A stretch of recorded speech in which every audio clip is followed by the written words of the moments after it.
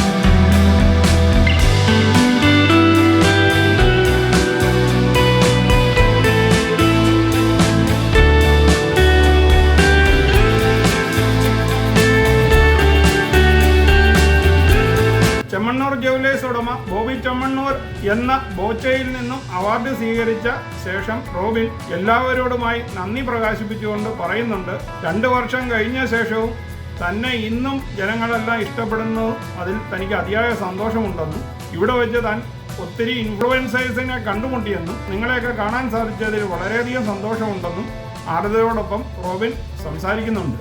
Big boss season 6 താരം നോറയും ഈ വേദിയിൽ ഉണ്ടായിരുന്നു എന്നുള്ളത് പല സോഷ്യൽ മീഡിയ പേജുകളിൽ നിന്നും തന്നെ നമുക്ക് മനസ്സിലാക്കാനും പറ്റുന്നുണ്ട്. അപ്പോൾ നിങ്ങൾക്കെല്ലാവർക്കും ഈ വീഡിയോ ഇഷ്ടമായെങ്കിൽ ചാനൽ ലൈക്ക് ചെയ്യാനും സബ്സ്ക്രൈബ് ചെയ്യാനും മറക്കാതിരിക്കുക. വീണ്ടും അടുത്തൊരു വീഡിയോയിൽ കാണുന്നത് വരെ നിങ്ങൾക്കെല്ലാവർക്കും ഗുഡ് ബൈ.